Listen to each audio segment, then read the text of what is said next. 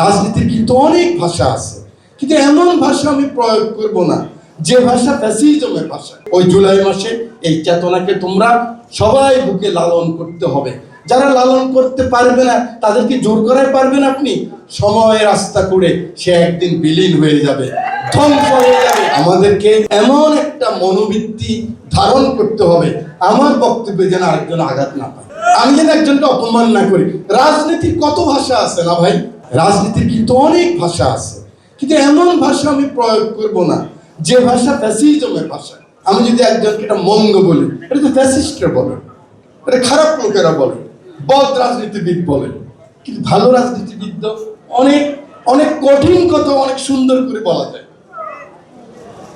অনেক কঠিন কথা অনেক সুন্দর ভাষায় বলা যায়, আঘাত করা যায়। আপনারা সবুর খানের বক্তব্য শুনেন, আপনারা আতাউর রহমান খানের বক্তব্য শুনেন, সালাউদ্দিন কাদের চৌধুরী সাহেবের বক্তব্য শুনেন, মওদুদ আহমদের বক্তব্য শুনেন, আসাদুজ্জামানের বক্তব্য শুনেন, 79-এর পার্লামেন্ট দেখেন, অবাক হয়ে যাবেন কত কঠিন কথা কত সহজভাবে বলা যায়।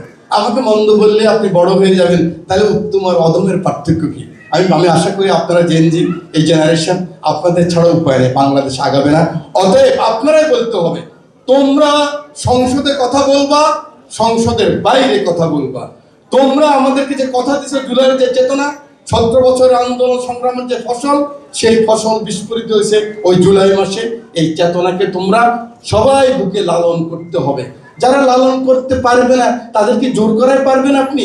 সময়ের রাস্তা করে সে একদিন বিলীন হয়ে যাবে, ধ্বংস হয়ে যাবে। যত বড় নেতাই হোক, সে কিন্তু টিকতে পারবে না। এটাই হোক আমাদের আজকের এই দিনের সবচেয়ে বড় আকাঙ্ক্ষা।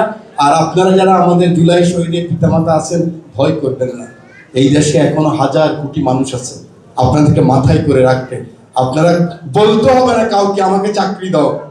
এদেশে এখনো মানুষ দেখেন না, ফেসবুকে যখন দেখে একটা খুব ভালো মানুষ কষ্টে আছে, টাকার পাহাড় জমে যায়। আপনারা শুধু আপনাদের যে ঐতিহ্য, আপনাদের সন্তানরা যে কিছু পাওয়ার জন্য ওরা কিন্তু যায় নাই পুলিশ সামনে, কিছু পাওয়ার জন্য যায় নাই।